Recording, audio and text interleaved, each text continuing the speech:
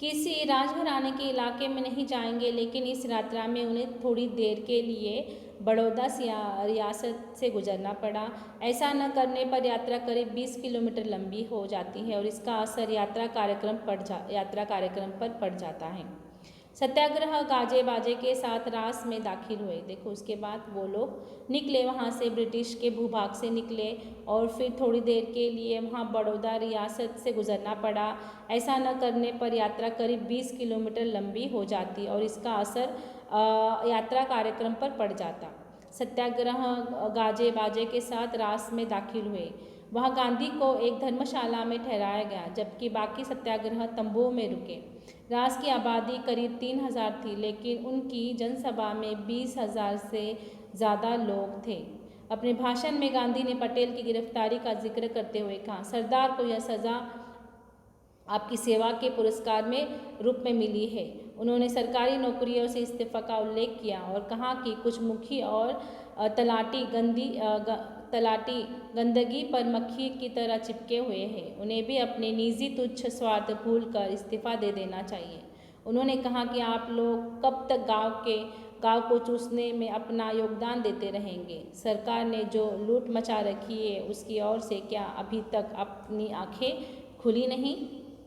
तो यहाँ वो उन्होंने कहा कि जैसे कि नहीं क्या यहाँ किसी राजघराने के इलाके में नहीं जाएंगे, लेकिन इस यात्रा में थोड़ी देर के लिए वो बड़ौदा की ओर आ गए। उसके बाद वो वहाँ, क्योंकि अगर वे वहाँ से नहीं जाते तो उनकी यात्रा करीब 20 किलोमीटर लंबी हो जाती और इसका असर यात्रा के कार्यक्रम पर पड़ जाता। लेखक बताता है कि सत्याग्रह बाजे गाजे के साथ निकली। वहाँ गांधी जी को धर्मशाला में ठहराया गया, जबकि सत्याग्रही जो थे वो तंबुओं में रुके थे। रास गांव की जो आबादी यानी उनकी कुल लोक संख्या थी 3,000 ही थी। पर अपने भाषण में गांधी जी ने पटेल की गिरफ्तारी का जिक्र करते हुए कहा कि पर वहाँ जो गांधी जी के साथ लोग आए थे वो 20,000 से भी ज़्यादा था और वहाँ गांधी जी ने भाषण दिया था और तभी उन्होंने कहा कि सरदार को यह सज़ा उनकी सेवा के पुरस्कार यानी वल्लभ भाई सरदार को ये जो सज़ा है उनको वो उन्होंने जो किया है उसका पुरस्कार मिला है। उन्होंने सरकारी नौकरियों में इस्तीफा का उल्लेख किया, यानी सरकारी नौकरियों से यानी जो भी सरकारी वहाँ कामकाज करने वाले हैं उन्होंने जो वल्लभ भाई को उन्होंने गिरफ्तार किया उनको बोला कि तुम इस्तीफ़ा दे दो। कुछ मुखी और तलाटी गंदगी पर मक्खियाँ चिपक रहे हैं, यानी जो वहाँ सरकारी कामों के लिए कुछ लोग काम कर रहे हैं ना, वो मक्खी में गंदगी पर मक्खी है, ऐसे वो वहाँ कह रहे हैं। और उन्हें भी यह कह रहे हैं कि तुम निजी और तुच्छ स्वार्थ भूलकर इस्तीफा तुम्हें दे देना चाहिए। उनको कहा कि आप लोग कब तक गांव को चूसते रहोगे, है ना, और योगदान देते रहोगे। उसके बाद फिर उन्होंने कहा कि तुम्हारे अभी तक आंखें खुली नहीं हुई क्या, कब ये लोग हमें कब से चूस रहे हैं। और लेखक कहता है गांधी जी के रास में ही राजद्रोह की बात पर जोर देते हुए ये उन्होंने कहा कि ये तुमने अच्छा नहीं किया, तुम्हारी आंखें अब तक खुली नहीं क्या।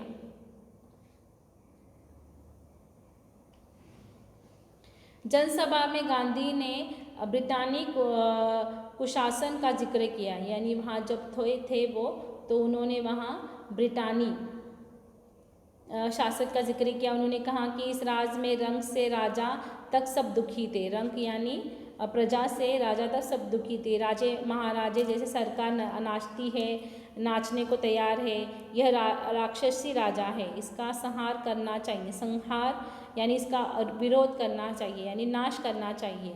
रास्ते में रेतीली सड़कों के कारण यह प्रस्ताव किया गया कि गांधी थोड़ी यात्रा कर कार से कर लेंगे।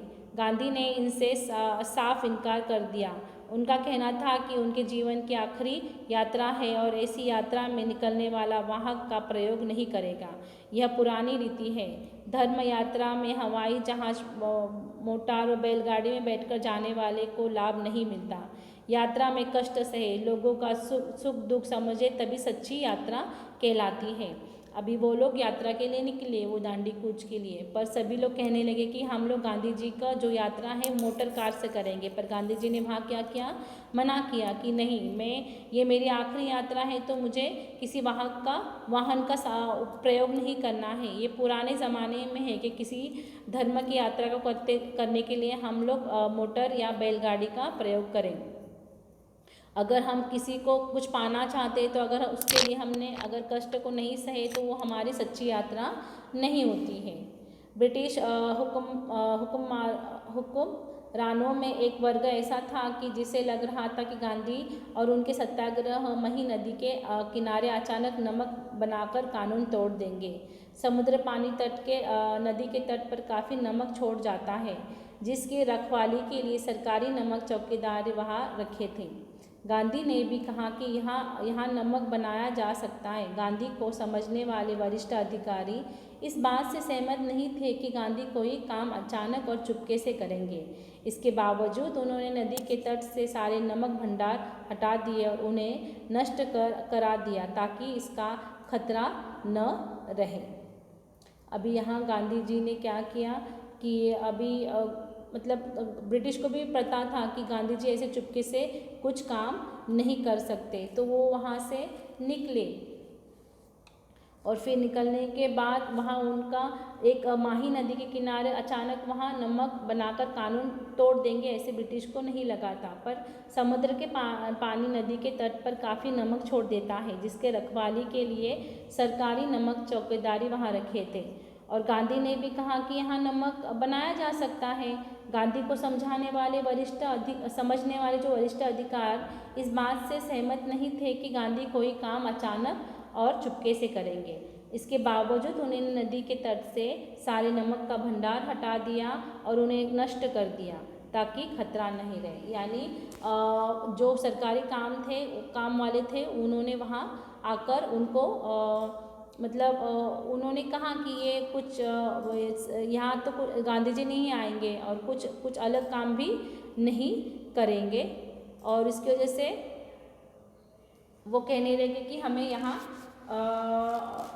कि गांधी जी आने से यहाँ वो लोग नमक का यहाँ कानून तोड़ेंगे, तो उससे पहले ही सरकारी लोगों ने वहाँ का पूरा नमक का जो भंडार था वहाँ हटा दिया और नष्ट कर दिया ताकि खतरा नहीं रहे।